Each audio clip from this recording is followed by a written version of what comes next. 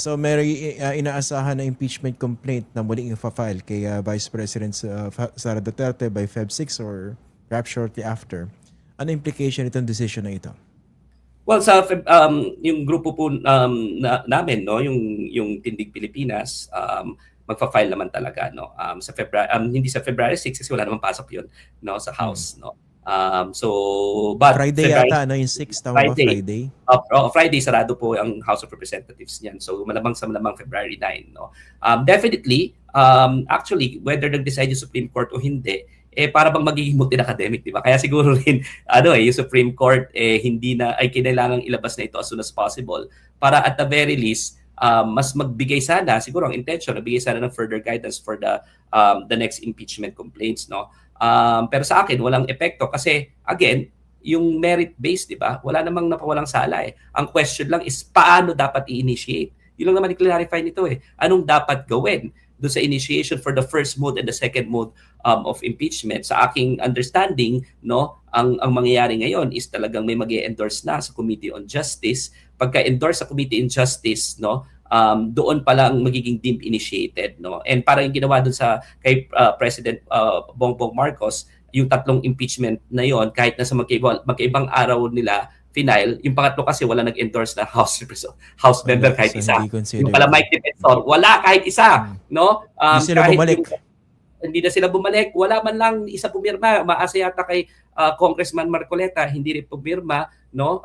Hindi ko na alam kung bakit wala. Kahit man lang isa. Wala pa itong kaibigan mga congressman. Hindi ba nila alam na dapat meron kahit isa man lang magpipirma no kanilang articles of impeachment or impeachment complaint, mag-endorse, pero wala yatang nag-endorse. So yung dalawa, ang ginawa nila kahit na may nauna is, I think, para walang gulo, which is I think is fair, sabay-sabay na lang transmit, no, doon sa Committee on Justice para yung dalawang yon yung deemed initiated, hindi yung isa na iwan tapos pangalawa, pangatlo, sabay nilang transmit, no. And then ang gagawin ng Committee on Justice diyan is i-weigh kung sufficient inform and substance, no, bago pagbotohan sa plenaryo, no. Pero di-decide muna kung sufficient inform and substance yung mga impeachment complaints na yan.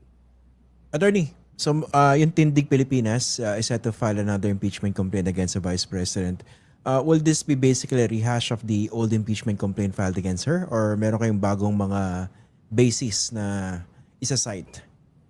Well, I think merong mga hindi na isasama, no, kasi based dito sa Leonen decision, para bang mas komportable yung grupo na ang accusations lang and allegations lang ay yung noong nakaupo siya as Vice President, no? Hindi na yung before VP. Before VP, no?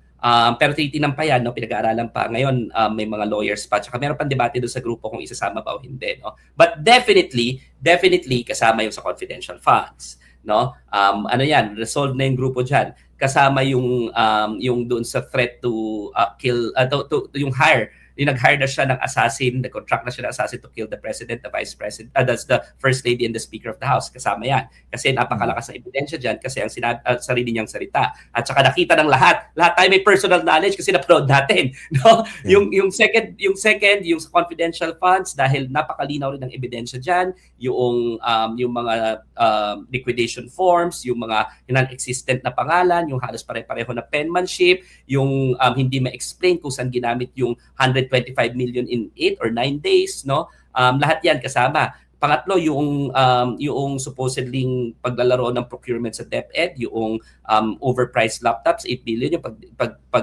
pag-distribute ng brown envelopes doon sa mga members ng Bids and Awards Committee na natestify rin ng dating USEC at mga opisyalis ng Department of Education, kasama, malinaw.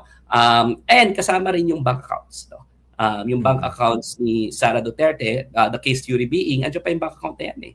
Diba? Andyan pa yung bank account na yan. And therefore, kahit na sabihin natin may mapapasok na pera bago pa siya mag-Vice President, nandyan pa rin yung mga bank account. And therefore, continuing pa rin yung crime, no?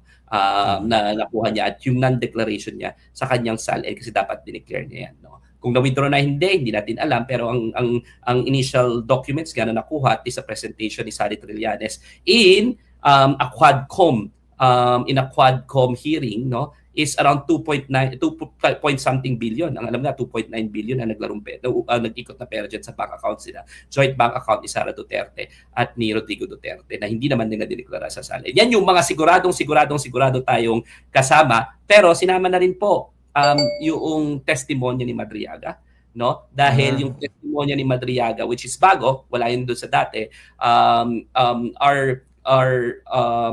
consistent, no, with yung mga amounts na tinag na doon sa mga prior complaint and yung mga prior testimonies, no, para nagtutugma kasi yung doon sa confidential funds, no, and dapat may isama yon para na rin kay Sara Duterte na mabigyan siya ng chance to rebut that in a proper forum para para ma-cross-examine si Madriaga, kasi si Madriaga pwedeng isabpina ng impeachment court or even ng Committee on Justice, pwede siyang isabpina actually, you know, once they wanna hear the basis of these impeachment proceedings para marinig na rin natin at ma-cross-examine na rin siya. So hindi lang ito dahil naniniwala tayo kay Madriaga, ang sinasabi natin mukhang nagtutugma yung mga initial discussions ni Madriaga doon sa mga amount supposedly na disperse doon sa confidential funds, at para na rin kay Sara Duterte, para na rin may due process, sinama si Madriaga doon para maisalang na siya sa witness stand.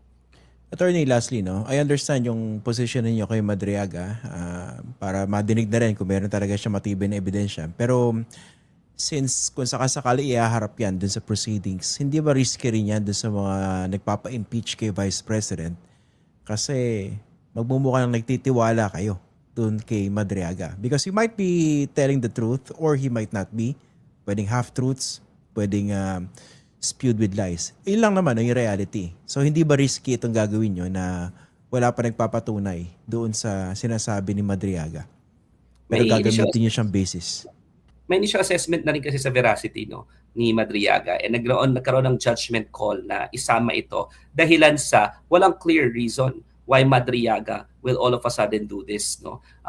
Wala ring doubt dun sa association niya kay Sara Duterte, no. Wala ring clear evidence kung bakit siya magsisinungaling, no. So may credibility siya. Sa aming palagay, lalong-lalo na dati siyang intelligence officer, meron siyang iota and some sort of credibility. And wala pa ako nakikitang very strong reason. Kami, yung grupo, na very strong reason bakit wala siyang kredibilidad. Ang sinasabi lang natin, let's take it with a grain of salt as of the moment, but it does not mean, no, na i-invalidate natin altogether. So for us, the more responsible thing to do is to err on the side of casting light on the testimony instead of shoving it under the rug. Nakuha mo ko? It is better na we cast light on the testimony, because if he's not saying the truth, then that will be exposed, and that's fine. Para sa amin, ang proseso po ng impeachment is about finding out the truth, not na idiin lang si Sara Duterte. So kung nagsisinungaling siya, that's fine. And she has the right to cross-examine Madriaga. But it is better to cast light on it instead of shoving it under the rug.